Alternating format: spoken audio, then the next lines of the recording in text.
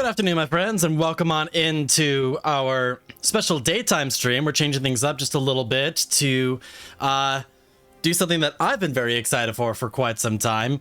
It's the Tarkir Dragonstorm Precons, and we're going to be unboxing those today. I'm so absolutely excited about that. Let's go ahead and switch the camera here so that we can go ahead and get things going. So I'm very excited to have the privilege of being able to finally unbox these today. I've been looking forward to this particular Magic set for quite some time now, and I mean, it's dragons. What can you not love about dragons? And I don't often end up going all out to be able to get the Precons for each of the various sets when they came out, but I couldn't help it on this one. I had to, because dragons, you just gotta love it. So without any further ado, let's go ahead and go right into our unboxing. We've got a lot to cover. There are 5 of these Precons to open today, so that's a lot of boxes to open. So let's try and see if we can get this going right fast here. Let me fix this real quick. It looks like my colors are off on my camera here. There we go. And that looks a little bit more like a reflection of reality. But these are the 5 Precons. We have the Temur Roar, we have the Abzan Armor, the Jeskai Striker, the Sultai Horizon, and the Mardu Surge. As per usual with these Precons, they come with an insert with a couple of cards from a special collector's booster, so that's exciting to see what those are. We'll go ahead and run through each of these and see what each of these boxes contain and what we got going for each of them. There's a couple of them that I'm definitely particularly excited for, so without any further ado, let's go ahead and jump right on in so that we can try and see if we can get through all these. Let's go ahead and start with the Jeskai Striker. So let's get these out of the way here, and we'll start with that one here. And let's go ahead and take a look what we got inside this box here. As per usual, we got our insert. Got a nice little folding deck box. And of course, our unopened Precon. So first things first, let's go ahead and take a look at what we got in our sample pack. See what sort of surprise goodies we've got going here.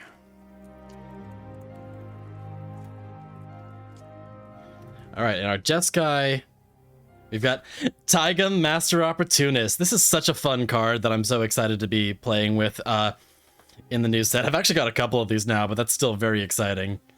And of course, the Twin Maw Stoombrod, a dual color Omen and Dragon Cast. Bites deals 5 damage to target creature without flying, and it can enter, and creature enters, you gain 5 life. So some fun cards right off the bat there. And of course, on theme with this particular deck. So let's go ahead and pop this guy open and see what we've got going on in here.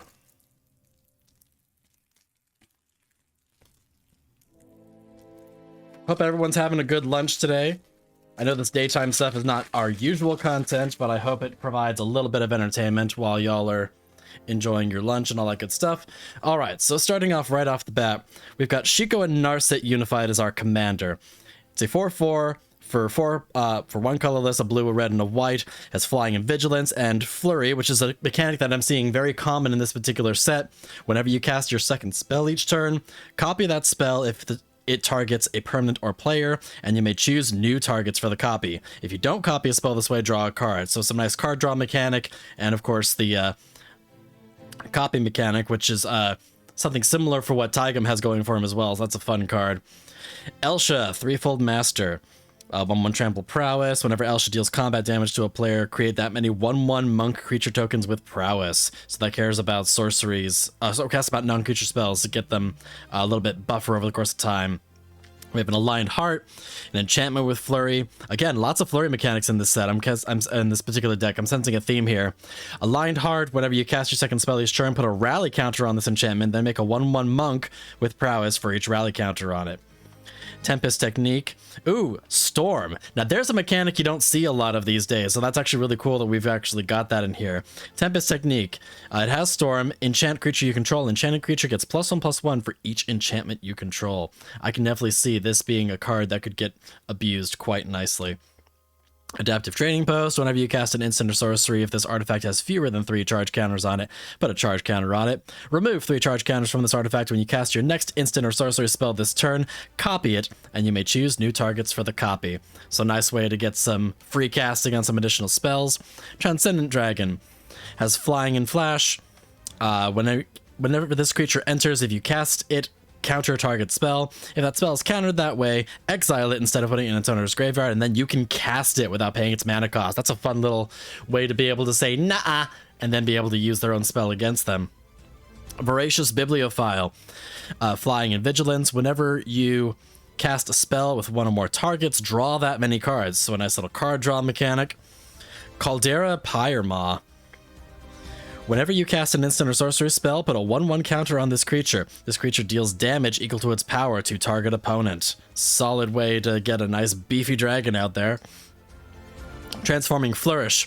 Demonstrate. I don't know this mechanic. When you cast this spell, you may copy it. If you do, choose an opponent to also copy it. Players may choose new targets for their copies. That seems fun. Destroy target artifact or creature you don't control.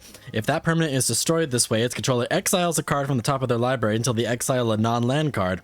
They may cast that card without paying its mana cost. So a little benefit to them for them to be able to do that. However, it does allow you to destroy another creature for relatively cheap, so that seems like it's a fun mechanic there. Will of the Jeskai. Choose one. If you control your commander, as you cast the spell, you may choose both. Each player may discard their hand and draw 5 cards. Each instant and sorcery in your graveyard gains flashback until the end of turn. So flashback cost is equal to its mana cost. So a way to be able to repurpose your instants and sorceries in your graveyard. That's a pretty nice way to get some good value out of that. I know this one's probably going to be a card that would be really good in my Storm deck. Vanquishing the Horde. Cost 1 less for each creature on the battlefield. Destroy all creatures. So a nice little board wipe. Narset's Removal. Copy target instant or sorcery spell, then return it to its owner's hand. You may choose new targets for the copy. 2 mana to be able to copy a spell and choose new targets for it and be able to cast it again. That's pretty cool. Dismantling Wave. For each opponent, destroy up to 1 target artifact or enchantment that player controls. If you cycle this card, destroy all artifacts and enchantments. Okay, so 3 mana to be able to destroy a single target, or cycle it to discard and draw a card, and on top of that, you destroy all artifacts and enchantments. That can get pretty nasty pretty quick. Mangara, the Diplomat. 2/4 with lifelink. Whenever an opponent attacks with creatures, if 2 or more of those creatures are attacking you and or planeswalkers you control, draw a card. Wherever an opponent casts their second spell each turn, draw a card. Solid card draw mechanic. Monastery Mentor. It's a 2/2 with prowess. Whenever you cast a non-creature spell, make a 1/1 monk with prowess. Solid. Ancestral Vision. We've got spend 4. Rather than cast this card, pay 1 and then exile it with 4 time counters, and then it'll suspend and cast on that turn. So in 4 turns, target player draws 3 cards. Solid card draw right there. Archmage Emeritus. This is a need to use card in just about every Spellslinger deck. Whenever you cast or copy an instant or sorcery spell, draw a card. So solid card draw is to get some additional benefit out of every spell you cast. Baral's Expertise. Return up to 3 artifacts and or creatures to their owner's hands. You may cast a spell with mana value 4 or less from your hand without paying its mana cost. So a nice little way to get some additional free casting benefit out of that. Curse of Swine. Turn everything into pigs. That's just fun. Haughty Jin. It's a star 4 with flying. Yo, Grabowski, welcome on in. Thank you so much for that raid. Welcome, everyone.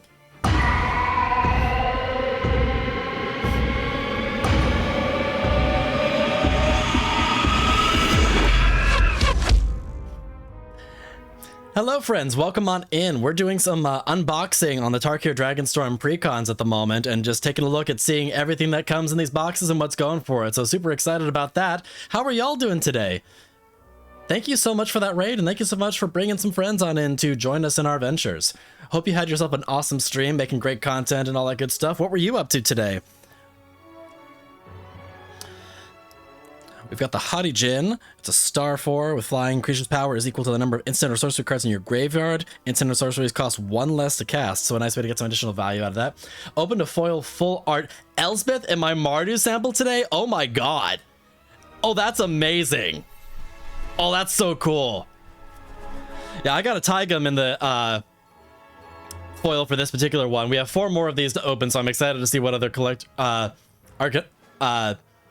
goodies are going to come in those collector samples. Thank you for that follow. Appreciate you. Yeah, basically a free precon. No, that's amazing. That's so amazing. Elspeth is such a fun card too. I was so lucky that I was able to get a copy of that in my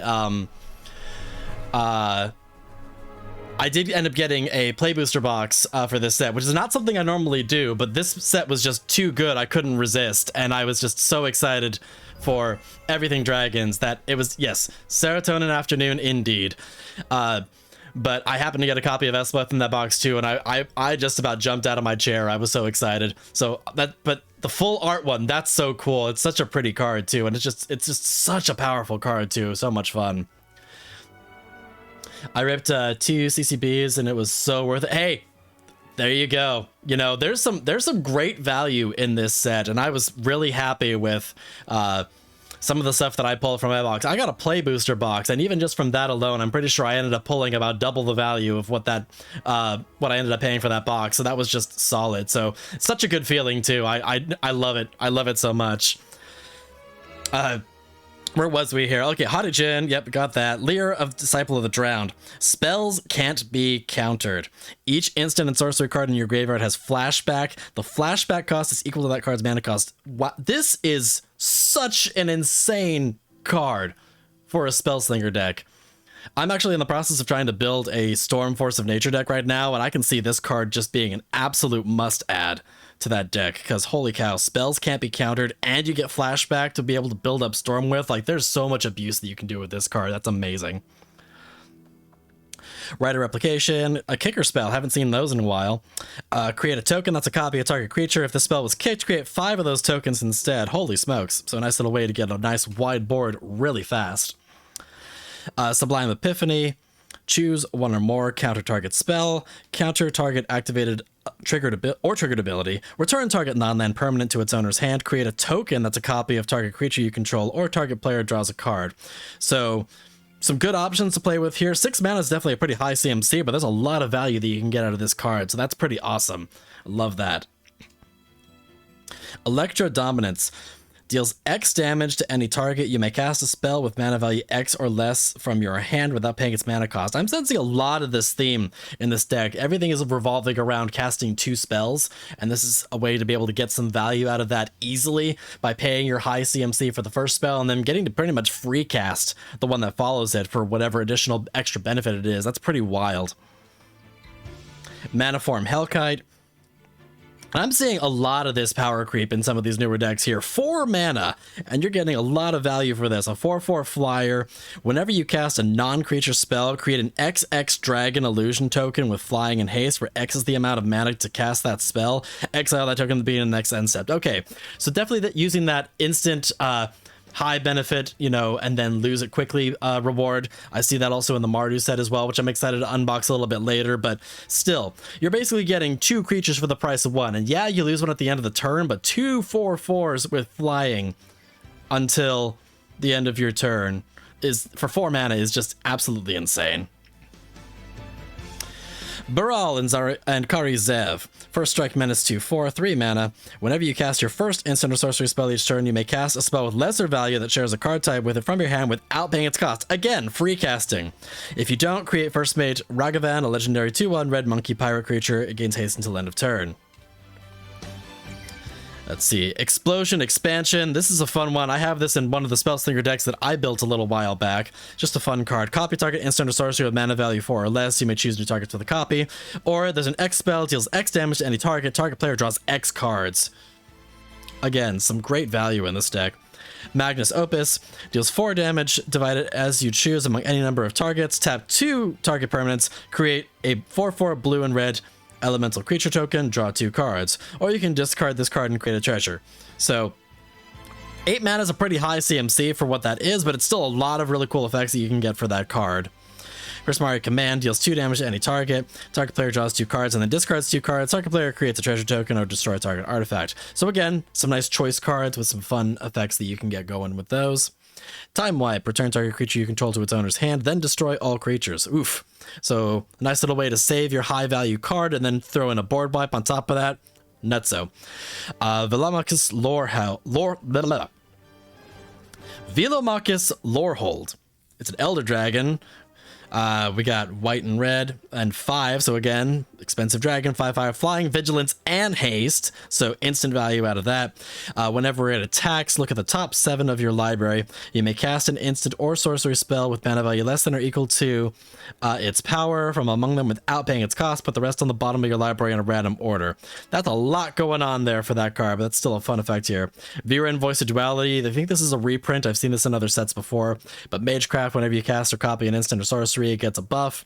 And then if you are casting or copying an instant or sorcery, it causes a triggered ability. You trigger that a second time. So much fun. Whirlwind of Thought. Whenever you cast a non-creature spell, draw a card. So again, value out of spell casting. And then of course we've got our split lands and all that other good stuff. All sorts of fun stuff in here. Goblin Electromancer. Oh, here we go. Young Pyromancer. That's just a fun one to add in any spell slinger. Every time you cast an instant or sorcery, you get a token. Goblin Electromancer is pretty much a must add in any spell slinger deck. And it's nice that it's in this one too. It's just good value, 2 mana, and your spells are all reduced by 1 cost. It's just solid. Arcane Signet, of course, solid. Soul Ring, solid. Commander, all the staples. Ghostly Prison. This is such good control for being able to give yourself a little bit of a blanket for protection, making it so people have to pay mana to be able to attack you. Swords of Plowshares, typical removal. Compulsive Research, some good card draw. Consider a nice cheap card draw with Surveil as well.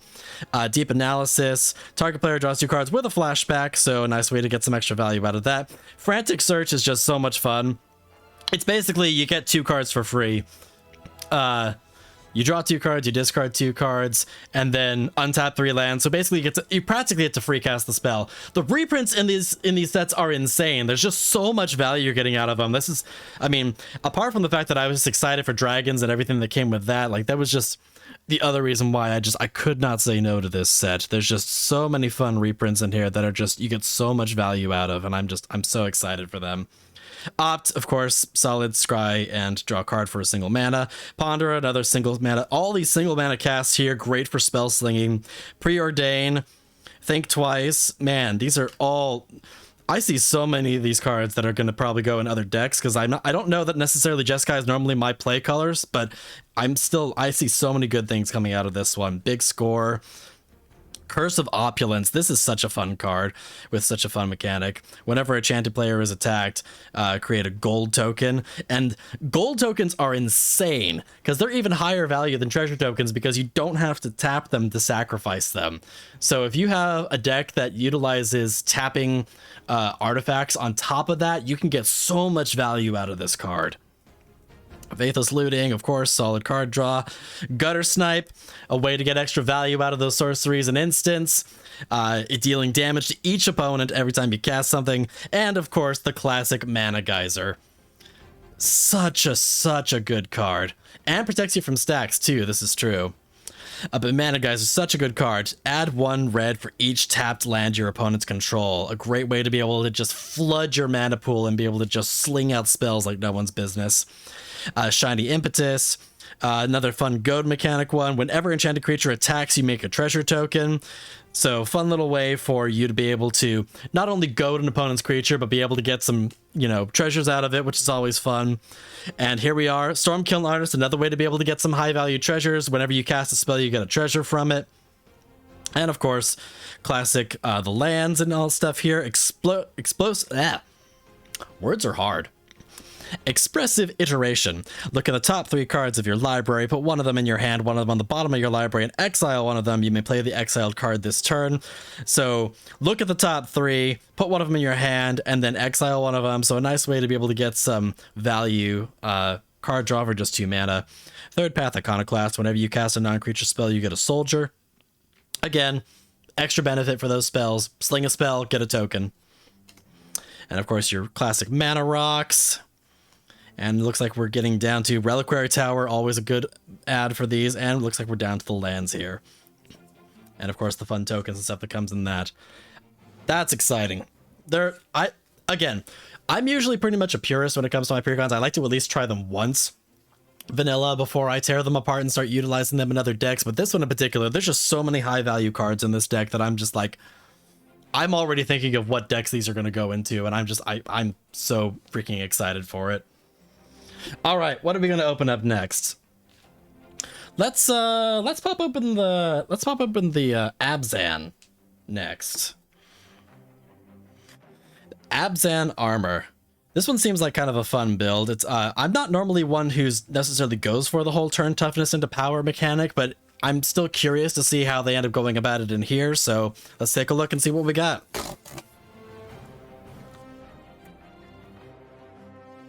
All right. Let's pop open you. There's our collector boosty. Our box. And our deck. All right. First things first, of course. Let's pop open this collector boosty and see what goodies we got here. Abzan Armor is the one deck I got. Played it Saturday. It's amazing. Ooh, well, that's exciting.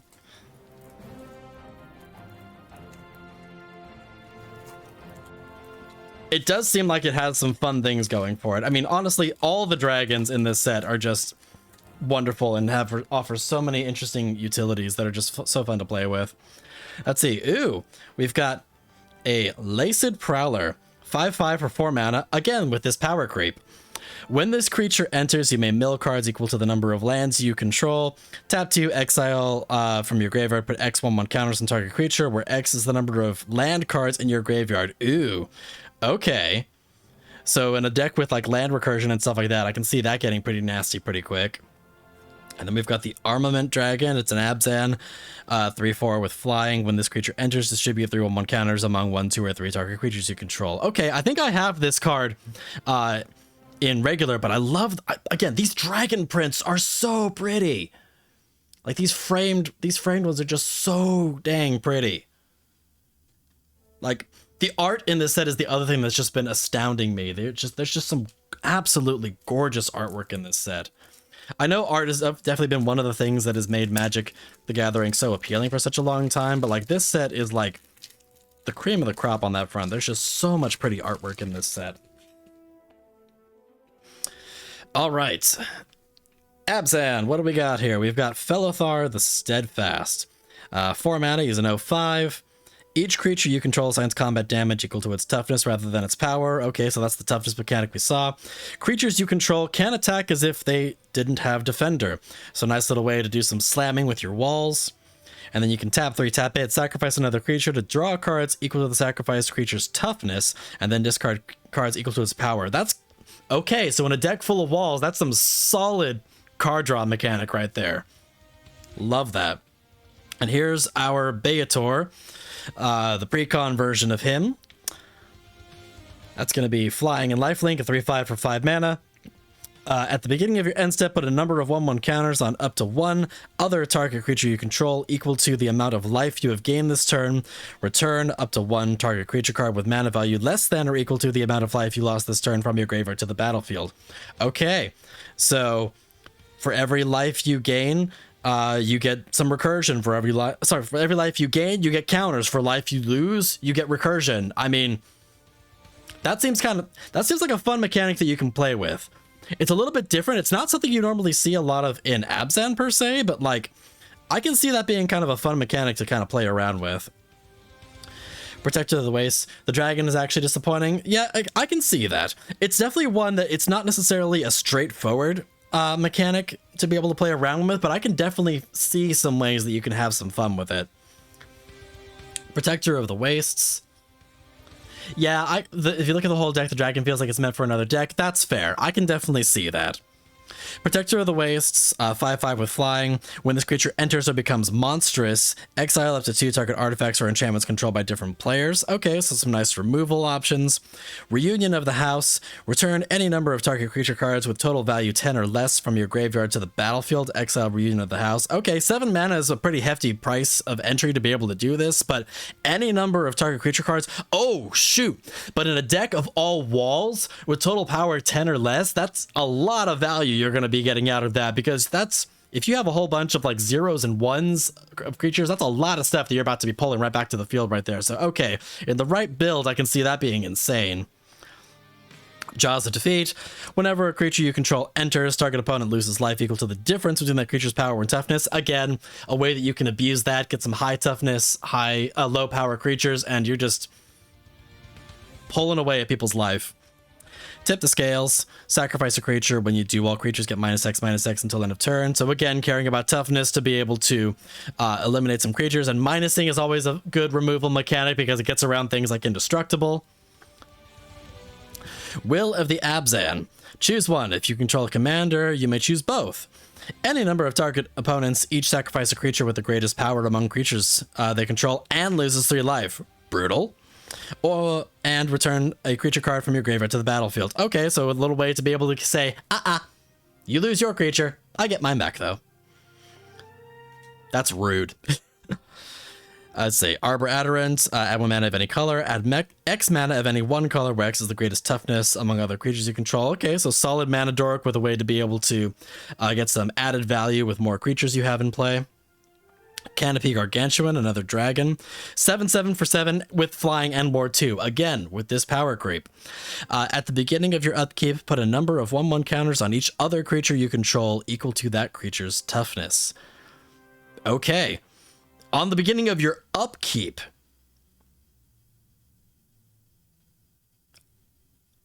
That, if you go wide, that's gonna build insane. And this thing has ward 2 to make it that much harder for removal. Holy smokes, that's a wild card. Rampant Architect. 4 mana. Whenever this creature enters or attacks, create a wall. Whenever a creature you control with Defender dies, you may search for a land. Okay, so some solid ramp in there. Lose your walls, get some land. So some nice benefit there. Tree of Redemption. 0/13. You know, it's been a while since I've seen some of these 0/13 cards. I think I ended up getting one of them. I think it was the Tree of Perdition from the Innistrad Remastered set, which things that are caring about 13 life is something that's just kind of an interesting mechanic to play with. Like on this one, exchange your life total with this creature's toughness. So, okay, so this is actually pretty much the same as that black, the black equivalent of this. It's a 0/13 defender, but in black form as well. So ways that you can try to toy with your life total and be able to utilize that for various ways of abusing fun stuff. Let's see. Ikra Shidiki, the Usurper. A 3/7 with Menace. Whenever a creature you control deals combat damage to a player, you gain life equal to that creature's toughness. Alright, so again, deal damage to a player. It doesn't matter how much damage you deal. It's not like lifelink. You just big toughness creature, you get a bunch of life. Baldin, Sentry Headmaster. During your turn, each creature that assigns combat damage equal to its toughness rather than its power. So another way to switch it up. Whenever it attacks, get up to 100 target creatures each get +0/+X until the end of turn, where X is the number of cards in your hand.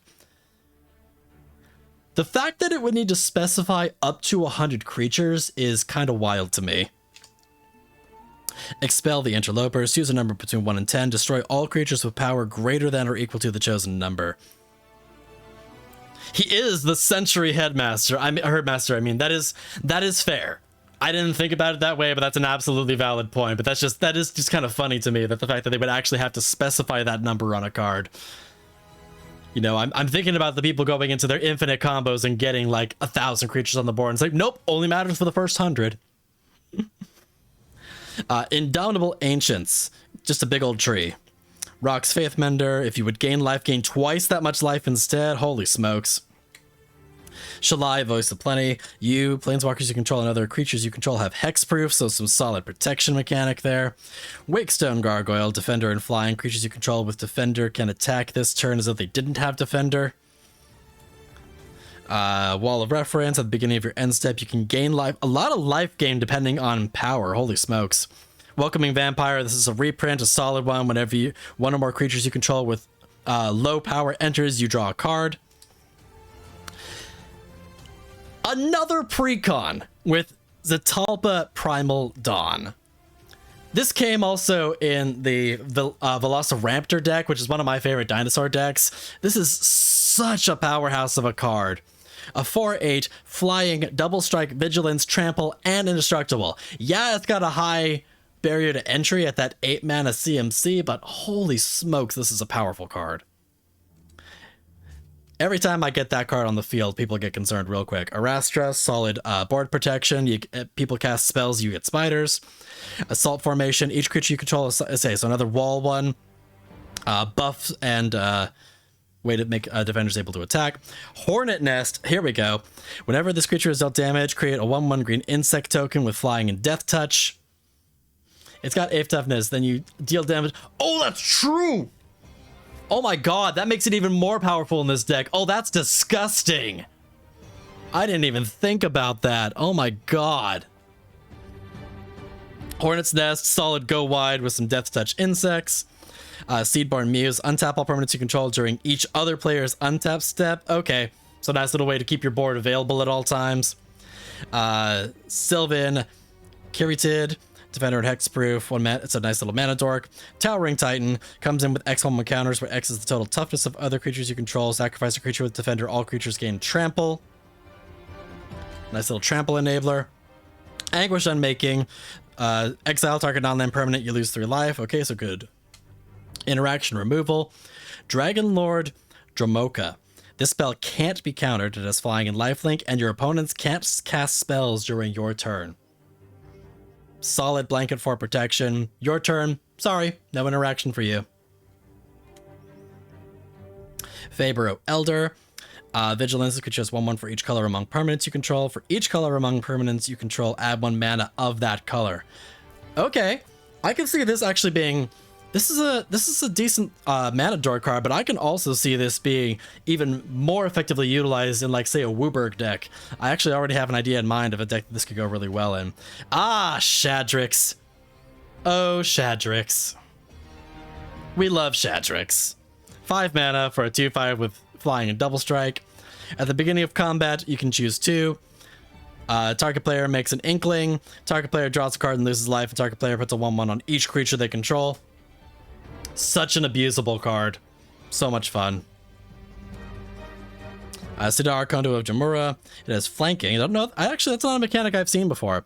Whenever a creature without flanking blocks this creature, the blocking creature gets -1/-1 until end of turn. Yikes. Oof, I can see that getting nasty quick.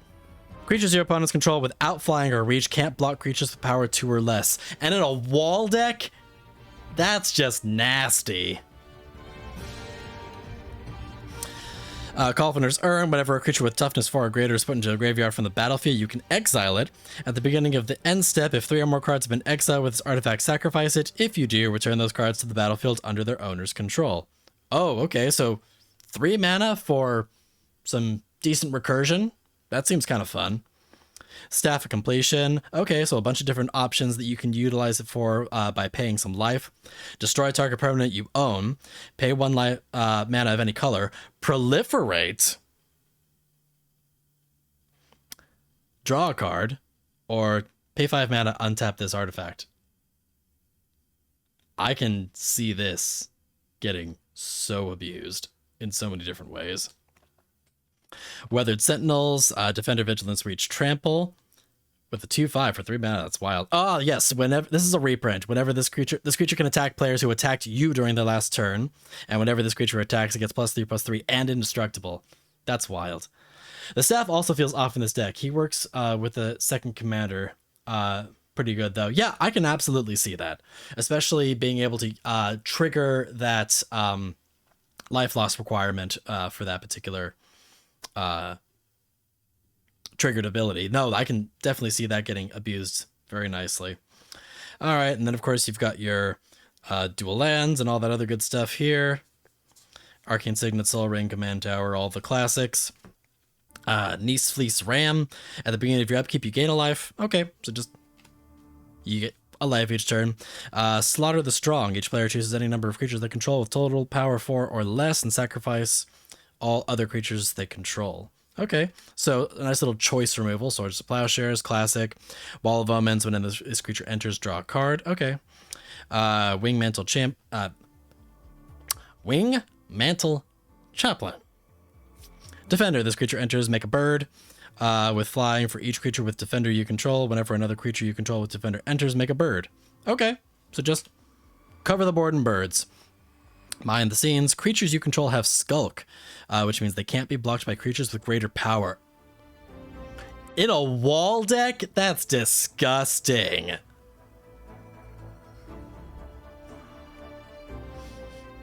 That is absolutely disgusting. Oh man, but it does have a white pip on it. Oh man, I had a Dimir deck that this would be absolutely gross in if it didn't have that white pip on it. But still, that is gross. That is absolutely gross. Blight Pile.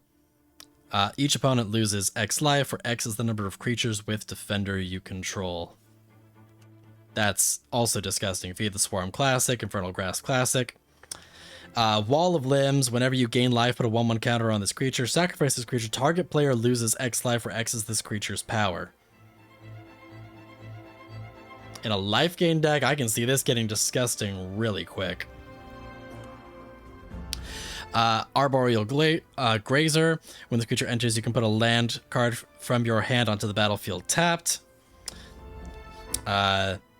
Axebane Guardian. X mana, any combination of colors with X is the number of creatures with Defender. Okay, so a mana dork based on walls. When it enters, draw a card. Jolly Offshoot. Classic landfall, gain a life. Overgrown Battlement. Another mana dork that cares about defenders. And then we got our lands. Tower Defense. Give all your creatures a buff to their toughness. Wall of Blossoms. Wall of Roots. Despark. Good old solid removal with an exile of 4 or greater. Indulging Patrician. Flying a lifelink at the beginning of your end step. If you gain 3 or more life this turn, each opponent loses 3 life. Okay. I can see that being nice. Crashing Drawbridge. Classic haste enabler for decks that don't have access to red. Just a solid card for 2 mana. Give your creatures haste. Behind the scenes set busted. It single-handedly won me the game. I can definitely see that. I can see how that card can get absolutely abused. Selesnya Signet, Swiftfoot Boots, Walking Bulwark. Access Tunnel is classic. Make it so that your power creature with power 3 or less can't be blocked. Bajuka Bog, classic. Deceptive Landscape, Path of Ancestry, and we're down to the lands now. So, Abzan, with the toughness mechanic, you know, it's not a mechanic I normally play with a whole lot, but I can absolutely see this being a fun mechanic to play with and see some disgusting options that can definitely be utilized with this build. Man, we're 2 for 2 now. Like, honestly, like, Jeskai, again, I'm not normally big on Jeskai, but I'm actually kind of intrigued to try out that deck. And toughness matters. Like, I've been trying to get a good Abzan deck going for a little while now, so I've been trying to figure that out for a bit. I do have a Merkle deck that I've been having a lot of fun with. That's been an interesting one to play with, but this Toughness Matters one definitely seems like it has a lot of potential for it. I can definitely see a couple of swaps that would definitely make it even stronger, but it just seems like a fun one to play with overall. Also, the fact that creatures just have lots of toughness makes them really hard to remove in and of itself, right? So, like, you get a solid board of just wall, and then you get to abuse that wall by being able to attack with the walls. All right, let's go ahead and open up Mardu next. So Mardu Surge, make attacker tokens, sacrifice them for value. I've been hearing a lot of good things about this deck, so I'm definitely excited to see what we've got going in here. Get our Collecti Boosty. Get a box.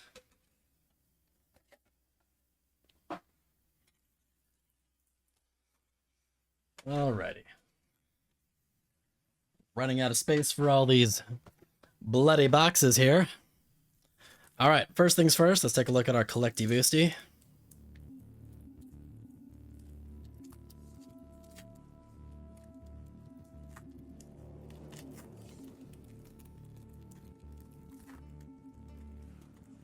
Let's see what we got going here.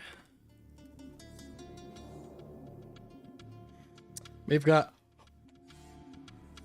Oh my god!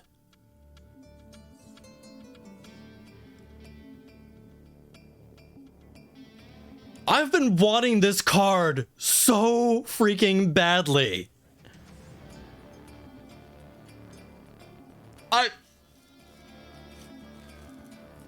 Yeah. Okay. Well, we're off to a good start here. Holy shit. I almost don't even want to look at the other card now because it's just going to be disappointing by comparison here.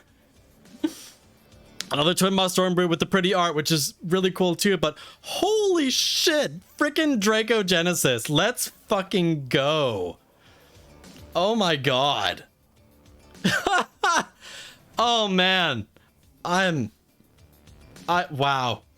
I'm speechless. Okay. Yeah, literally, like seriously, like Mox Jasper is literally about the only thing that I could have cracked in that thing that would have gotten me more excited than that. Holy smokes. That's wild. Oh man, I'm not crying. I'm not crying. I swear I'm not crying. I'm crying over freaking cardboard. All right, here we go. Mardu, we've got Zergo Stormbender. Now this is a... I'm not crying, you're crying.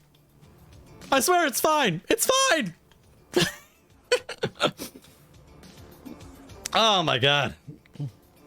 Zergo Stormbender. Now this is utilizing the mobilize mechanic, which is a new one to Dragonstorm, which is you create a attacking 1/1 red creature token whenever that creature attacks, and then you sacrifice at the beginning of the next end step. And it's definitely, if you can utilize ways to be able to capitalize on those sacrifices, otherwise it's free additional board widening with every turn when you attack, which is just such a fun mechanic to play with. And whenever a creature token you control leaves the battlefield, draw a card if it was attacking, which for mobilize, obviously that's going to happen. Otherwise, each opponent loses a life, so solid value either way. You attack with a token and it dies, you draw a card. If you have the token die from blocking or from a board wipe, your opponents pay for it by losing life. Definitely something that can absolutely get abused. And then we've got Neriv Crackling Vanguard.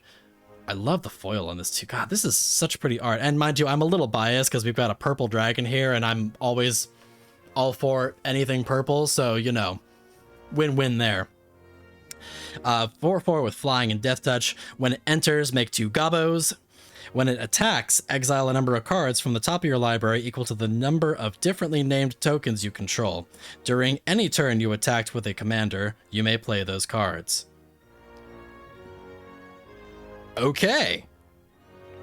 So some nice little impulse drawing that you can basically just amass a whole bunch of stuff into exile and then play those cards on a turn that you attacked. That's... okay. I can see that being a fun mechanic to play with. Here we go. Anox Strike Leader. Whenever you attack with this creature and or your commander, for each opponent, make a goblin that's tapped and attacking that player. So it's almost kind of like a free myriad, but without the sacrifice at the end of combat. So that's kind of cool. And of course, you can sacrifice it to give your tokens indestructible until end of turn. So nice little way to protect your board there. Iron Will Forger has Lieutenant. At the beginning of combat on your turn, if you control your commander, target non-legendary creature you control gains Myriad until end of turn. Oh. Okay. That's an abusable ability right there. Get your commander out and then give a creature with a nasty on-attack ability Myriad. Holy smokes. Okay. Will of the Mardu. Choose one. If you control your commander, you can do both. I'm noticing a lot of these effects in these sets, which is just kind of fun and nice to play around with. Create a number of 1/1 warriors. Create creature tokens equal to the number of creatures that player controls. It deals damage to target creature equal to the number of creatures you control, which you're building all these tokens and going wide out here. That's going to build up real quick. Bone Devourer. I love the name of that. It has flash, flying. It enters with a number of 1/1 counters equal to the number of creatures that died this turn. And when this creature dies, you draw X cards and lose X life, where X is the number of 1/1 counters on it. Okay. So it enters with a bunch of counters on it. Great card to play like right after a board wipe. And then when it dies, you draw a bunch of cards. Solid value. Within range. When this enchantment enters, create 2 1/1 warriors, and when you attack, each opponent loses life equal to the number of creatures attacking them.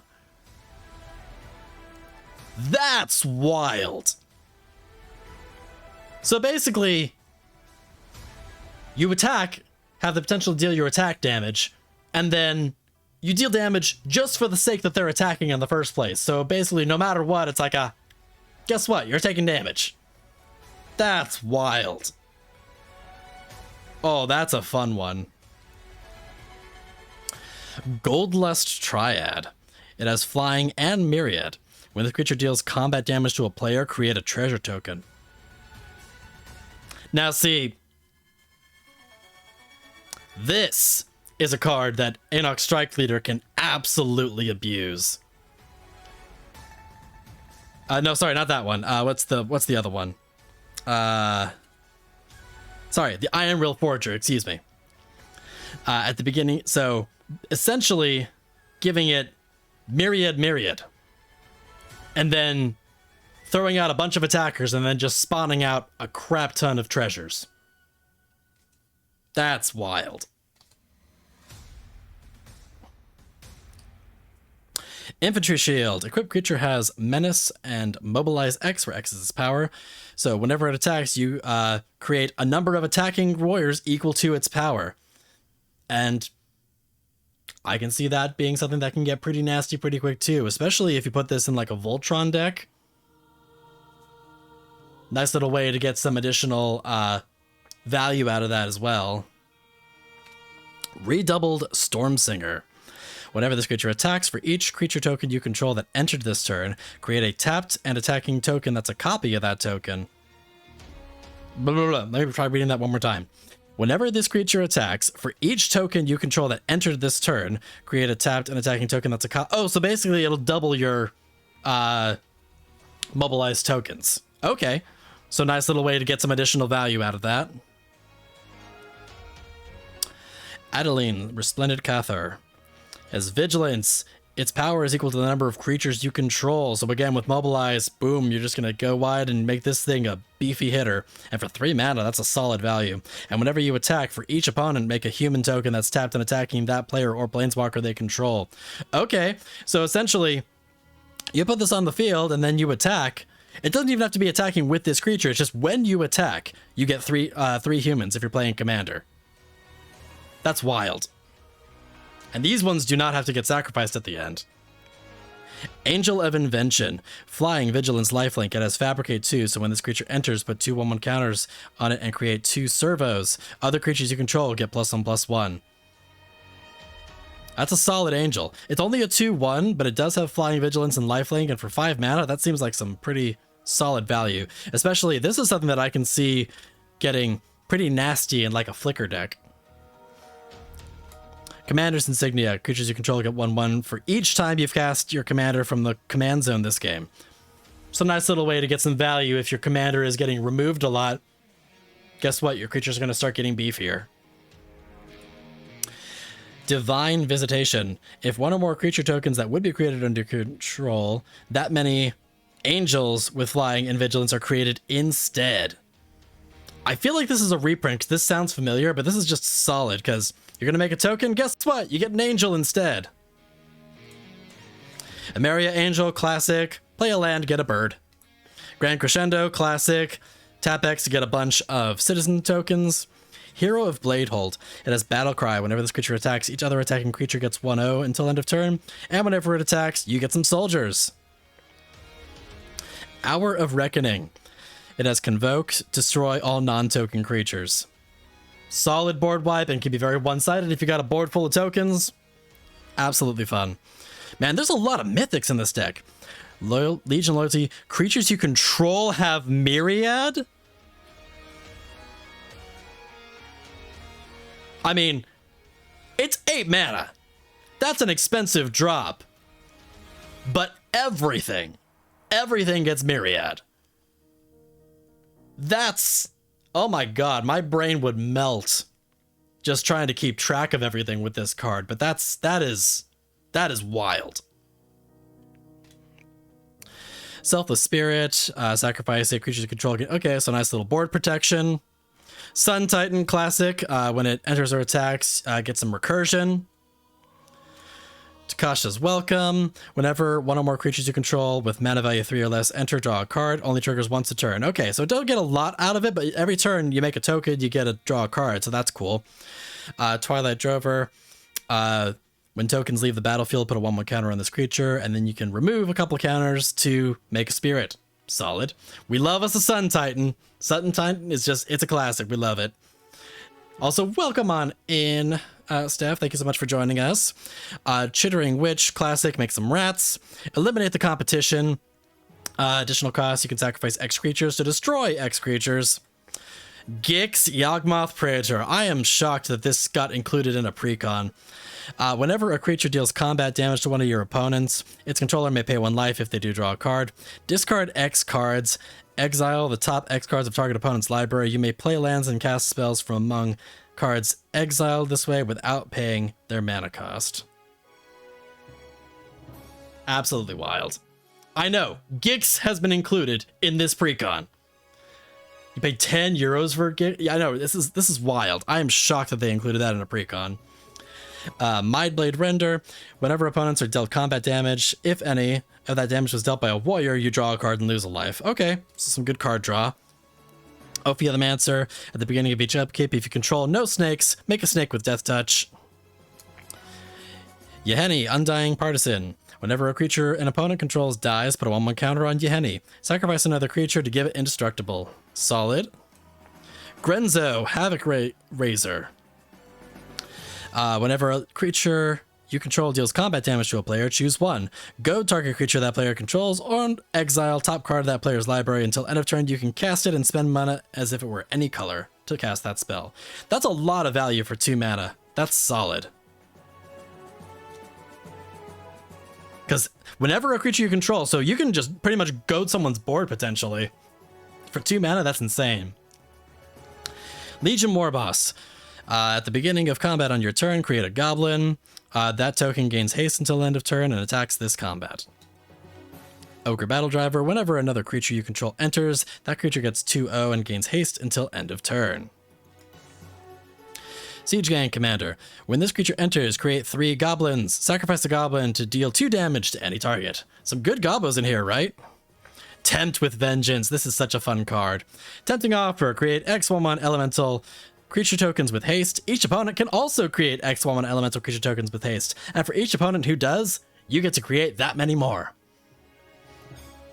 So a way to get your board just huge. Kaya, Geist Hunter. 3 mana Planeswalker. Creatures uptick is creatures you control gain Death Touch until end of turn and put a 1/1 counter on up to 1 creature token you control. Downtick 2 until end of turn. If 1 or more tokens would be created under your control, twice that many are made instead. And then downtick 6. Exile all cards from all graveyards, then create a 1/1 spirit with flying for each card exiled this way. This is such a good card, especially for like an exile deck. Actually, I could already see some decks that this could go really good in. Blade of Selves. Equipped creature has myriad. This is such a good card. And especially, I already have an idea of a deck that I want to put this one into. I think this is likely going to end up going into my Deadpool deck when I finally get around to building that one. Idol of Oblivion, solid card draw. Mirror Battlesphere. This is just such a fun card. I have this in my Mirror deck. I love it so much.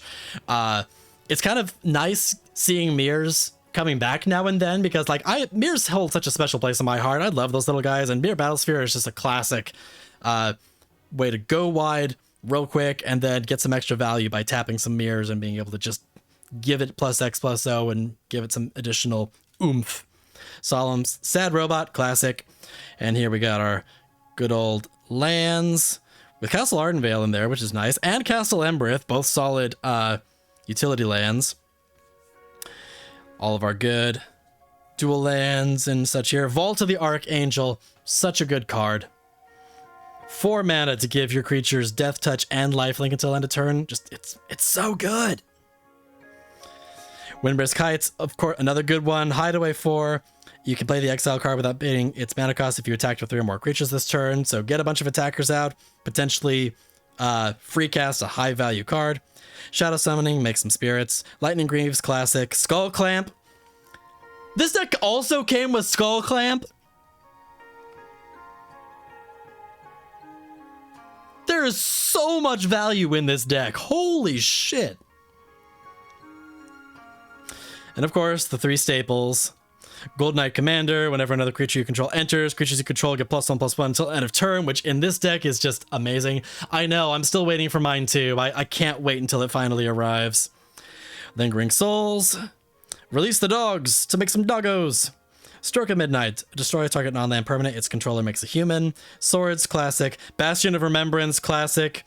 Whenever a creature you control dies, each opponent loses a life, so punish those. And especially with Mobilize, that'll get nasty real quick. Bitter Triumph.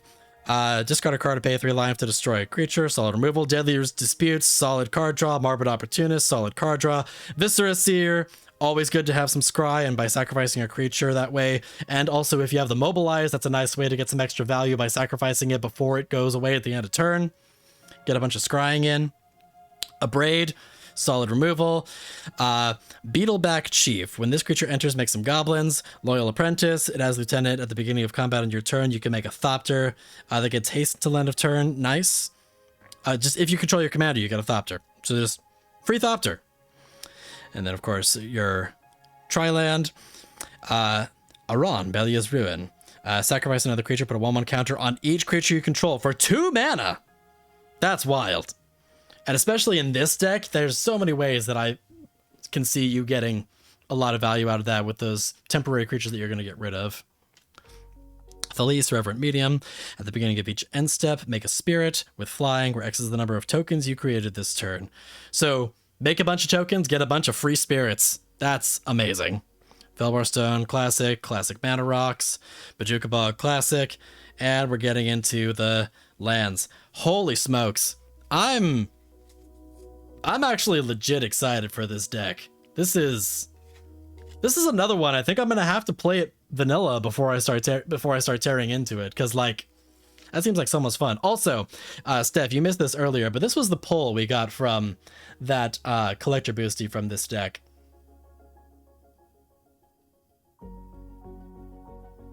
Just yeah.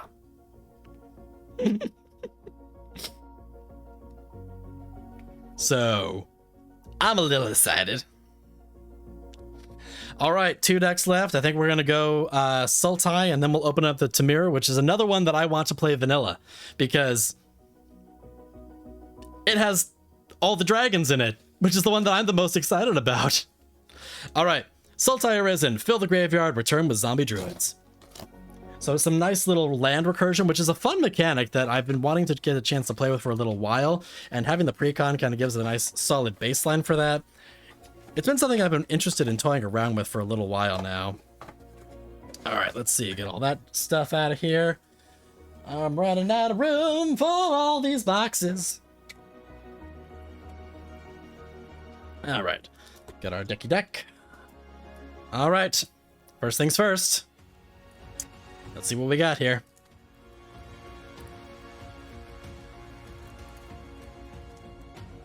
I mean, we already got Dracogenesis. I'm really not sure how much better we can get at this point. All right, let's see what we got here. Roar of Endless Song. It's a saga. For 1 and 2, you make an elephant, and then on 3, double the power and toughness of each creature you control until end of turn. Now, I do find it kind of funny that we got a Temur rare in the collector's booster for the Sultai box. It's also something I noticed with the pre-release as well. At the pre-release event, I ended up getting the what was it? The Mardu box, but I ended up having to build a Teamer because that was just the cards that I ended up pulling from it. But yeah, just funny little thing I've been noticing. And Digger, Island Dragon, nice Omen and Dragon card, some good card draw, and has Flying and Ward too. Also, again, with the pretty border on these, I love these borders so much. I really, really do. All right, let's open up T-Vol and see what we got going here.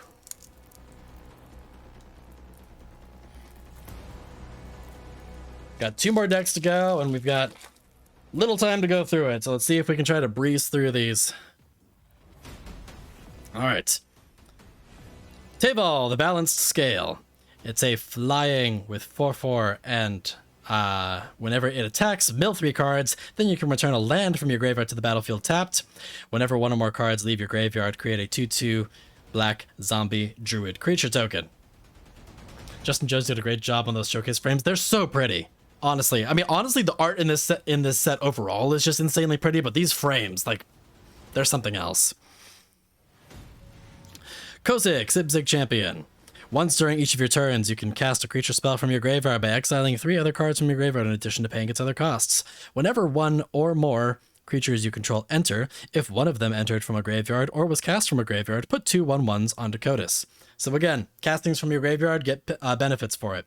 Although T-Vol, I kind of like that one. Just go wide with some zombie druids and recur some lands. That's some self-mill and a fun little mechanic to play with. Diviner of Mist. Whenever this creature attacks, mill 4 cards. You may cast an instant or sorcery from your graveyard with mana value 4 or less without paying its mana cost. If that spell would be put in your graveyard, exile it instead. So, a nice little bit of self-mill and then some free casting. Afterlife from the Loom. That's 8 mana drop expensive, but it does have Delve. For each player, choose up to 1 target creature card in that player's graveyard. Put those cards onto the battlefield under your control. They're zombies in addition to their other types.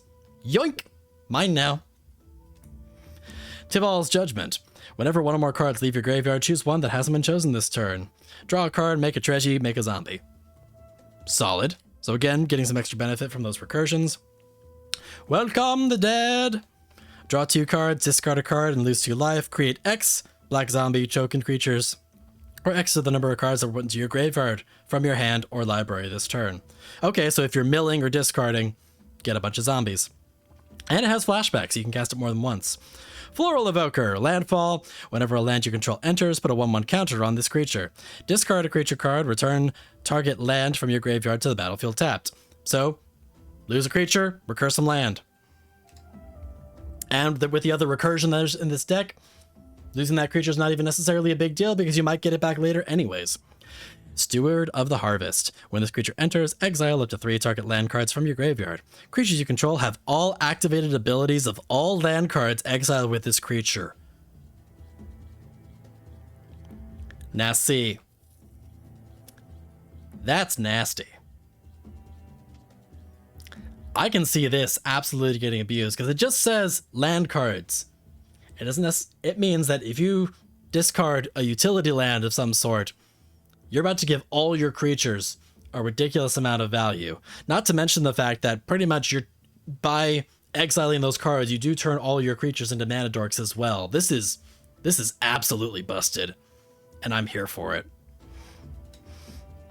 Will of the Sultai, another one of those. If you have your commander, you get both. Target player mills 3 cards, return to the battlefield tapped. Put X one counters on target creature, where X is the number of lands you control. It gains trample until end of turn. Make a big buff creature with trample based on all the lands that you've been pulling out of your graveyard. Insane. Colossal Grave Reaver. Whenever this creature enters or attacks, mill 3 cards. When 1 or more creature cards are put into your graveyard from your library, put 1 of them onto the battlefield. So you do the self-mill, and then you get a creature out of it. Gravecrawler, classic. Nice little sacrifice ability, because you sacrifice it as long as you got a zombie. Cast it from the graveyard. Very comboable card. Life from the Loam. Return up to 3 lands from your graveyard to your hand, and it has Dredge 3. If you draw a card, you can mill 3 cards instead, and if you do, return this card from your graveyard to your hand.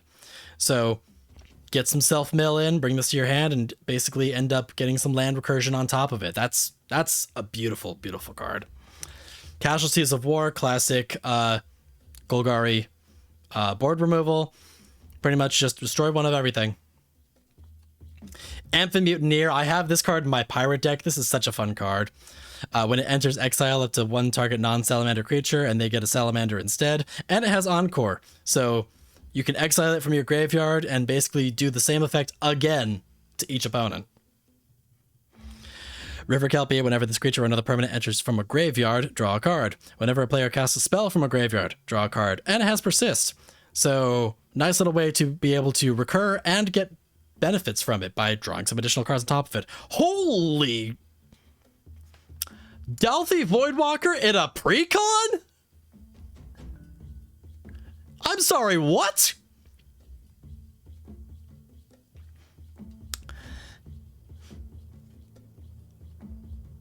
This is an insane card for a Precon. Delphi Voidwalker, it's for 2 mana. It's a 3/2 with Shadow, can block or be blocked only by creatures with Shadow, and if a card would be put into an opponent's graveyard from anywhere, exile it with a Void counter instead. Sacrifice this creature, choose an exiled card an opponent owns with a Void counter, and I can play it without it paying its mana cost. For 2 mana! This is an insane card to include in a Precon. It's amazing, I love it. Disciple of Bolas, when this enters, sacrifice another creature. You gain X life and draw X cards, where X is that creature's power. Beautiful, beautiful. And Junji! The Midnight Sky. Another fun card. 5/5 with Menace and Flying. And when it dies, choose 2. Each opponent discards 2 cards and loses 2 life, or put a dragon card from your graveyard, a non-dragon from the graveyard, onto the battlefield under your control. So nice little recursion when it dies. Beautiful. Lethal Scheme. It has Convoke to make it cheaper. Destroy a target creature or planeswalker. Each creature that convoked this spell connives. Which to connive, you draw a card and then discard a card, and if you discarded a non-land card, you get a 1/1 counter on that creature. Living Death, classic. Everyone, lose what you have on the field. Put it in the graveyard. Take everything that was in the graveyard. Put it on the field. The old switcheroo. Lord of the Forsaken. A 6/6 with Trample and Flying. Sacrifice another creature. Target player mills 3 cards. And you can pay a life to add a mana. Spend this mana only to cast a spell from your graveyard. So you get some self-mill in, and then you get to pay for stuff by paying life to play stuff from your graveyard. That's really cool. This is an example of one of those things that you can absolutely abuse with something like Gravecaller. Because you sacrifice Gravecrawler, mill some cards, play it back from your graveyard. Now, mind you, you'd have to have a way to be able to recur that mana again, but still, that's beautiful. Necromantic Selection. Destroy all creatures, then return creature card from your graveyard, put into your graveyard this way, put into a graveyard this way to the battlefield under your control. It's a zombie, and its colors, in addition to its colors and types, and then you exile this. So destroy everything, and then potentially steal a creature, or get a good creature of yours back. Necropolis Fiend. It has Delve, and Flying. Exile X cards from your graveyard. Target creature gets -X/-X. So nice board removal. Noxious Gearhulk, classic. Enters, destroy things. Ob Nixilis the Fallen. It has Landfall. Whenever a land you control enters, you may have target player lose 3 life, and if you do, make Ob Nixilis bigger. Because that's what he needs. This is beautiful. This is a beautiful card.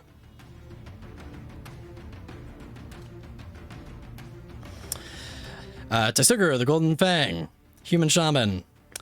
You can tap 2 and then 2 of either green or blue. Mill 2 cards and return a non-land card of an opponent's choice from your graveyard to your hand. Okay, so a nice little bit of politicking there. I'm going to get one of these cards back. Which one do I get? Woe Strider, classic. This has been a reprint. Some nice scrying by sacrificing creatures. Avenger of Zendikar. This is a disgusting card. When it enters, you get a plant for every land you control. And already this deck is focused around building up your lands. And it has Landfall. Whenever a land you control enters, put a 1/1 counter on each plant you control. And the commander... they're zombie druids. Never mind. They're not plants. But still... Conduit of Worlds. You can play lands from your graveyard. Choose target non-land permanent in your graveyard. If you haven't cast a spell this turn, you can cast this card. If you do, you can't cast additional spells this turn. Oh my god. You can play lands from your graveyard, and basically, once a turn, you can just cast shit from your graveyard. That's insane. For 4 mana, that's insane value. And it's on an artifact, so you can use it right away. Multani, Yavimai's Avatar. It gets 1/1 for each land you control and each land in your graveyard. You can tap 2 to return 2 lands you control to their owner's hand. Return this card from your graveyard to your hand. Nice. So even if this thing dies, you can still get it back and just keep on getting those lands. Shigeki, Jukai Visionary. Tap 2 and tap it to return to its owner's hand. Reveal the top 4 cards of your library. Put a land from among them into the battlefield tapped. The rest into the graveyard. You can also channel XX and 2 green to discard it. Return X target non-legendary cards from your graveyard to your hand. Some beautiful recursion. Yes.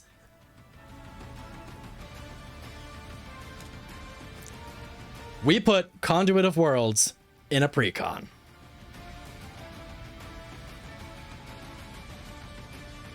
We absolutely did.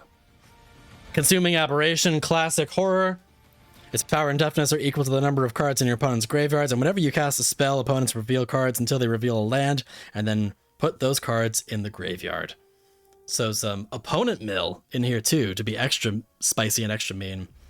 Jared, Golgari Lichlord. Gets 1/1 for each creature in your graveyard. Sacrifice another creature. Each opponent loses life equal to that creature's power. Sacrifice a swamp and a forest to return this card from your graveyard to your hand. And in a land recursion deck, you don't care about that, because guess what? You'll just get your lands back. I'm loving this Precon. Lord of Extinction. Its power and toughness are equal to the number of cards in all graveyards. Oh, that's gross. And for 5 mana, that's insane. Marion of Clan Neltoff. Whenever another creature you control dies, you get an experience counter. At the beginning of your end step, choose target creature card in your graveyard. If that card's mana value is less than or equal to the number of experience counters you have, return it to the battlefield. Otherwise, put it in your hand. So, free recursion every turn. Command Beacon. Sacrifice this land, put your commander into your hand from the command zone. This deck is busted. Command Beacon? This is a late game savior or an early game. No, I guess this is more for late game, because when your command tax gets up high, you just put your commander into your hand and say, nope, screw command tax.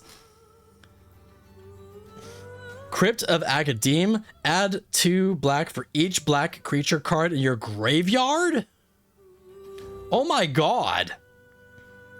That's practically a Cabal Coffer, except it's for creatures instead of lands. That's wild. And then, of course, our dual lands. A Downward Temple. Tap 3 to return this card from your graveyard to the battlefield tapped. So it's a land that you can destroy and not care, because guess what? It comes back. They taxed the shit out of my Devalax game. Let's see, Fetid Pools, I got our dual lands, all that good stuff. Temple of Malady, Woodland Cemetery. Essence Anchor, beginning of your upkeep, surveil 1, and then you can tap it to make a zombie.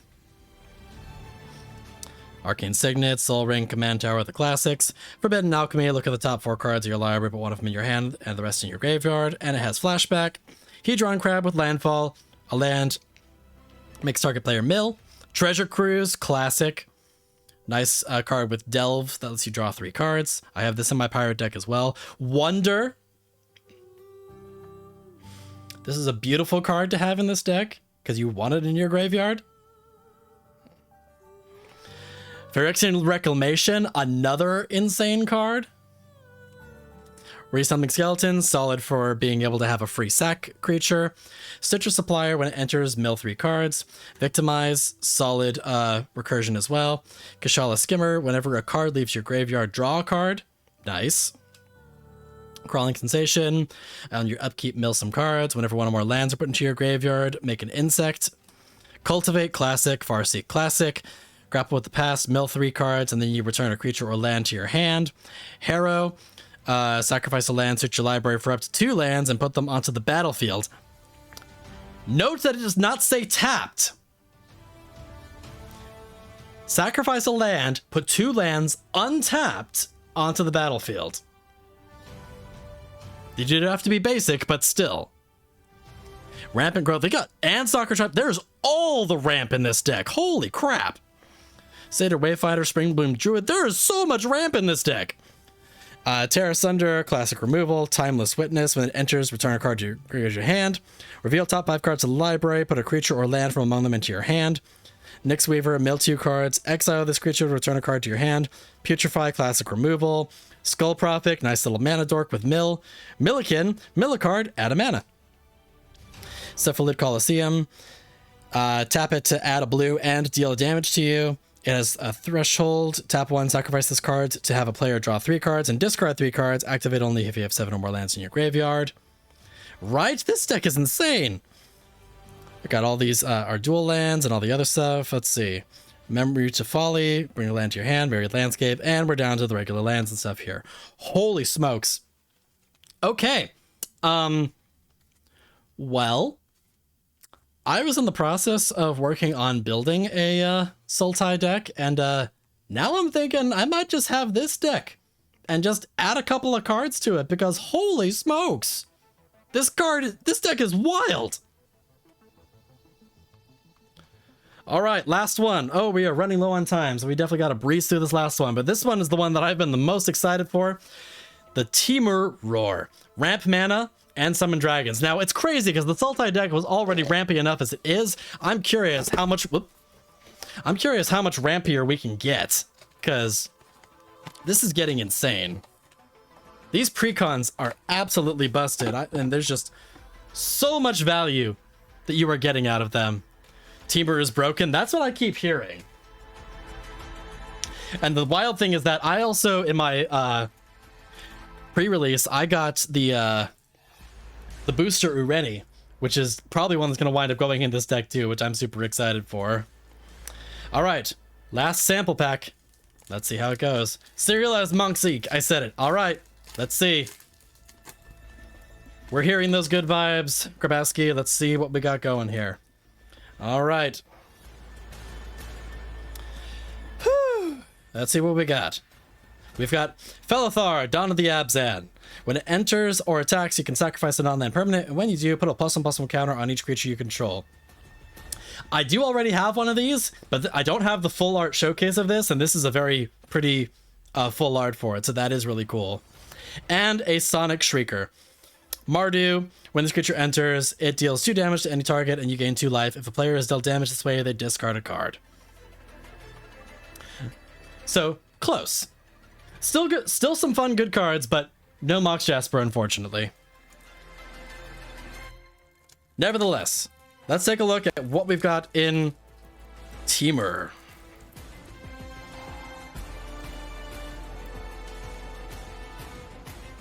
So much plastic. God, I'm gonna have such a cleanup when I'm done in here. Okay. First things first, we've got Ureni, the Unwritten. A 7/7 with flying. The Dracogenesis is still a banger of a win. Oh, believe me, I'm so happy with that card. Ureni, the Unwritten. Flying, trample, 7/7. When it enters or attacks, look at the top 8 cards of your library. You can put a dragon from among them onto the battlefield. The rest on the bottom of your library in a random order. This is practically a budget Tiamat. It's not a full-blown tutor, but like, that's a busted way to be able to very quickly get some big old Dragos onto the field. I kind of love that. And our alt commander here, we've got Eshki, Temur's Roar. Whenever you cast a creature spell, put a 1/1 counter on her. If that spell's power is 4 or greater, draw a card. If it's 6 or greater, Eshki deals damage equal to Eshki's power to each opponent. Oh my god. That is busted. That, ooh. Oh boy. I can see that going dangerous real fast. Alright, Deceptive Frostkite. It's a 1/1 for 2 mana. It has flying. You may have this creature enter as a copy of a creature you control with power 4 or greater, except it's a dragon in addition to its other types, and it has flying. Fun, fun, fun. 2 mana, make a copy of a big creature. That seems pretty fun. Should have kicked our teamer player out when we had the chance to. Oh my god, I can only imagine. Oh yeah, slap Randy with a Conjurer's Closet. That's just disgusting. Hammerhead Tyrant. Whenever you cast a spell, return up to 1 target non-land permanent an opponent controls with mana value less than or equal to that spell's mana value to its owner's hand. Oh, okay. It's just cast a spell, bounce. That's a lot of value for 6 mana. That's pretty crazy. Will of the Tumour, choose one, and of course, if you have the commander, choose both. Make a token that's a copy of target permanent. I'm sensing a theme here, except it's a 4/4 dragon with flying, or target player draws cards equal to the greatest mana value among permanents you control. So, crazy card draw for 6 mana. The only solution for me was wiping the board 3 times. Yeah, I can see that. I can absolutely see that. Yeah. There's some wild cards in here already. I haven't even barely broken into this stack. Parapet Thrasher. 4/3 for 4 mana. Whenever one or more dragons you control deal combat damage to opponent, choose one. Destroy target artifact an opponent controls. This creature deals 4 damage to each other opponent. Dear God. For 4 mana? And that's just whenever a dragon deals combat damage, you get extra damage. That's insane. And exile top card of your library. You can play it this turn. Okay. Thundermane Dragon. You may look at the top card of your library anytime. You can cast creature spells with power 4 or greater from the top of your library, and if you cast a creature this way, it gets haste. That's also disgusting. Zenith Festival. Tap X and 2. Exile the top X cards of your library. You can play them until the end of your next turn, and it has Harmonize. So you get double benefit out of that. That's disgusting and beautiful. Become the Avalanche. Draw a card for each creature you control with 4 or greater. And then creatures you control get +X/+X until end of turn, where X is the number of cards you have in hand. Draw a bunch of cards. Buff all your creatures. This is a potential win con. That's wild. Yes, I have Open Jeskai, and there's a lot of really fun cards in that deck. Not normally about the colors that I play with. I'm not normally a Jeskai player. However, I'm very tempted to try that one because it's got some really juicy and delicious looking cards in that deck. Broodcaller Scourge. 5/7 dragon. Whenever one or more dragons deal combat damage to a player, and be a part of permanent with mana value less than or equal to the damage from your hand onto the battlefield. So, deal combat damage to a player with a bunch of creatures that already have evasion and are very likely to do so, and then put big beefy things onto the field for free. That's disgusting. Kelgar, the Tide Star. When it dies, gain control of target creature.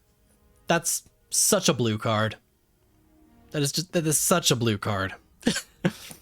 Reflections of Linjara, nice, classic. Choose a creature type. Whenever you cast a spell of a type, copy that spell. Nice way to get a bunch of stuff onto the field or do double benefit with your disgusting spells. Atsushi, the Blazing Sky, 4/4 with flying and trample. When it dies, choose one. Exile 2 cards from your library, you can play them, or create 3 treasures. For 4 mana, that's insane value. And then we ended you in game. Oh my god. Blast Act, classic. Chaos Warp, classic.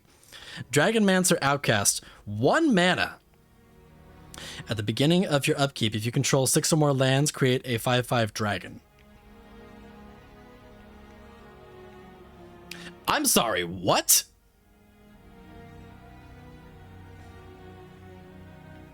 For 1 mana, if you've got 6 lands, you get a free dragon every turn. That's disgusting. For 1 mana. It's a 1/1, mind you, so easy to get rid of. However, free dragon every turn for 1 mana. That's insane. Gatrick the Crown Scourge, 5/4. Can't attack unless you control a bunch of artifacts, 4 or more. And at the beginning of your end step, create a treasure for each non-token creature that died this turn. So you got a bunch of big beefy creatures, kill all their creatures, and you get a bunch of treasures. Disgusting. Glorybringer, flying in haste. You may exert this creature as it attacks. When you do, it deals 4 damage to target non-dragon creature an opponent controls. Okay, so 5 mana, you get a 4/4 with flying in haste, and you can exert it to deal some additional damage. That's also disgusting. Hellkite Courser, I think this is a reprint. I could be mistaken on that. Flying, when this creature enters, you may put it in... When this creature enters, you may put a commander you own from the command zone onto the battlefield. It gains haste. Return it to the command zone at the beginning of the next end step. So, put this on the field. Recast your commander for a turn. That's insane. Thank you for the follow, Philson. Appreciate you. And Lathis, the Dragon Queen. Whenever another non-token dragon you control enters, you get another dragon. Cast a dragon, make a dragon. Cast a dragon, make a dragon. Not even. Just, it's non-token, so yeah, it does have to be. Leyline Tyrant. Oh my god. 4 mana for a 4/4 flying. You don't lose unspent red mana as steps and phases end. When this creature dies, you can pay any amount of mana. When you do, it deals that much damage to any target. That's disgusting. Especially with like a mana geyser on top of that. Oh my god. Nesting Dragon, classic. Landfall, get an egg. Egg dies, egg cracks into 2/2 dragon. Nogi, Draco Zealot. Dragon spells cost cheaper. And whenever Nogi attacks, if you control 3 or more dragons until end of turn, Nogi becomes a dragon and becomes a 5/5 with flying. Nice. That seems like a lot of fun. Opportunistic Dragon. When it enters, choose target human or artifact an opponent controls. For as long as this creature remains on the battlefield, gain control of that permanent. It loses all abilities and it can't attack or block.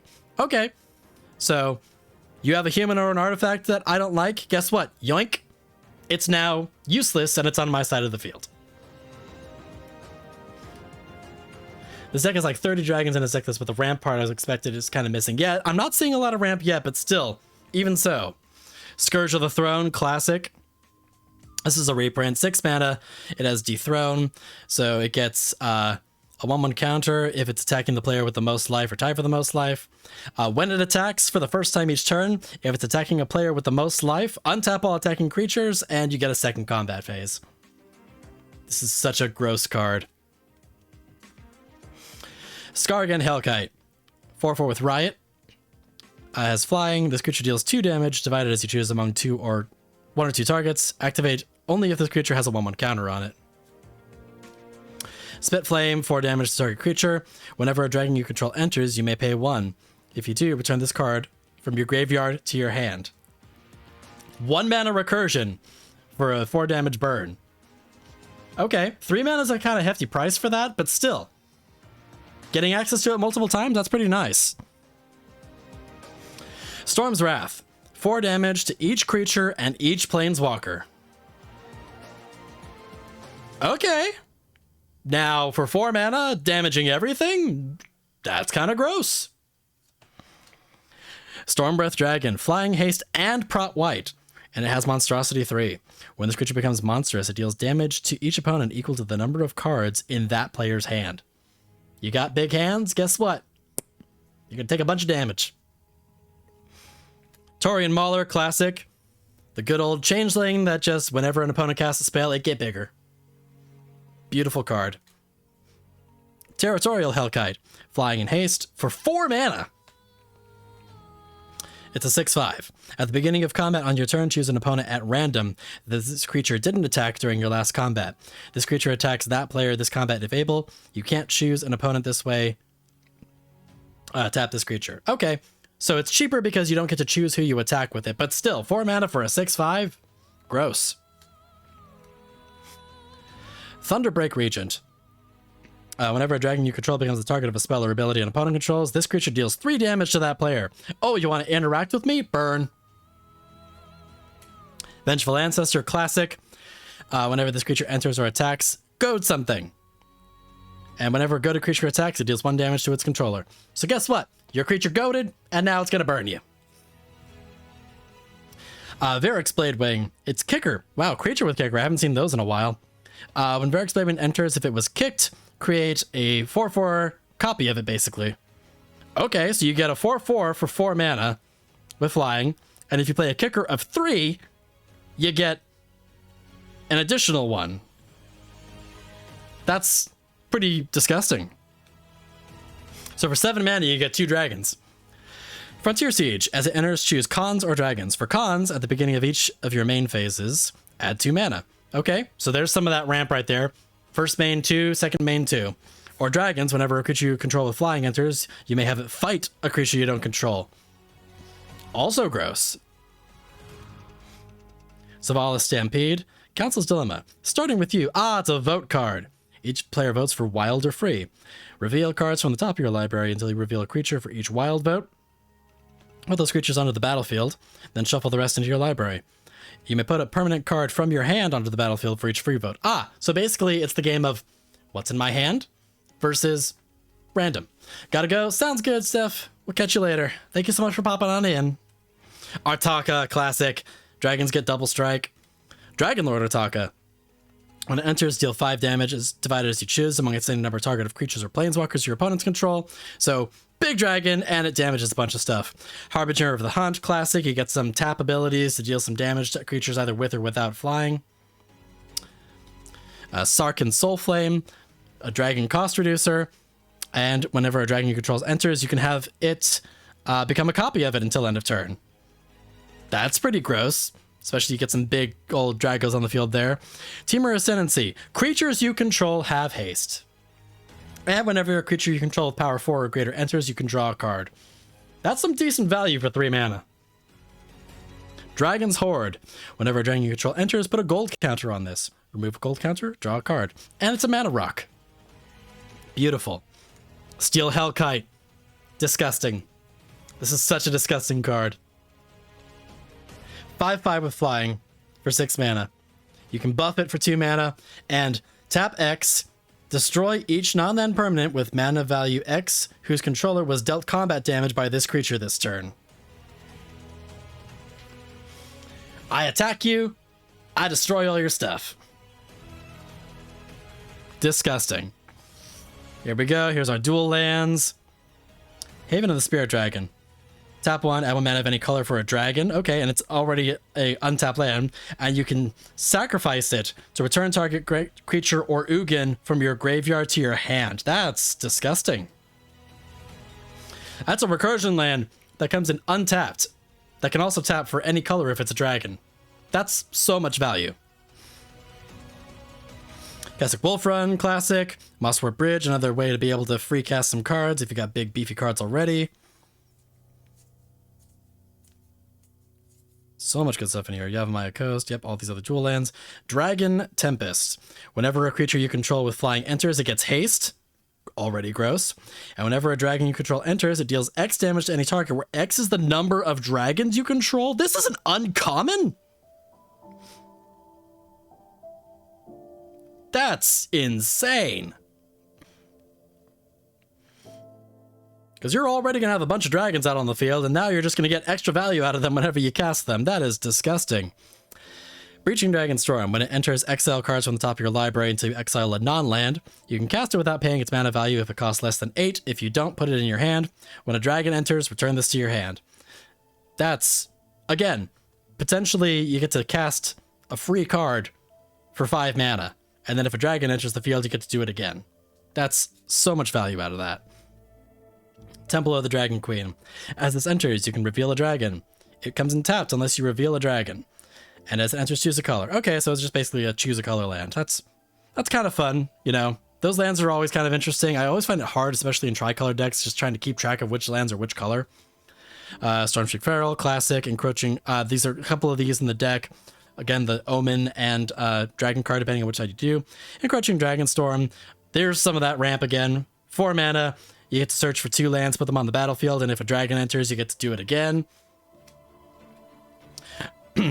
Draconic Lore. It costs 2 less if you have a dragon. Draw some cards.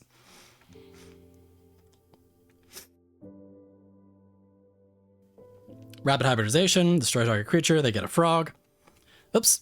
Ah! Everything going everywhere. There we go.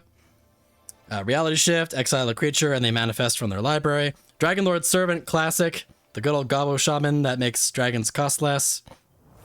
Spacious Dragon, you get a big old dragon and you get some treasures with it. Whirling Stormbrood has an omen to put counters on a creature, and it has the dragon side. Lets you cast sorcery spells and dragon spells as though they had flash. That's beautiful, especially for an uncommon. Beast Within, classic, destroy something and give them a beast. Elemental Bond. Whenever you play a big creature, draw a card. And here's some of that ramp, Farseek, Evolving Wilds. There's your Tri-Land. Kodama's Reach, classic. Migration Path, classic. And we got our mana rocks. And looks like we're getting into the lands here. All right. So that was our teamer. Between the teamer and the Sultai, I can't decide which of these decks is more disgusting. They are both beautiful, and I honestly can't wait to play them. Well, folks, that's all we got here for today. Thank you so much for joining in as we did our unboxing for these decks. I'm so excited to give these a whirl. I'm a little bit late to the punch here, as Dragonstorm did release recently, and I've only just now finally gotten around to actually being able to open these and take a look at them. But I'm very excited to play them, and thank you all so much for joining in on that venture. I know you have many choices in entertainment. Thank you for letting me be your discount bard, and I'll catch you all next time. Thanks all a bunch. Catch you next time.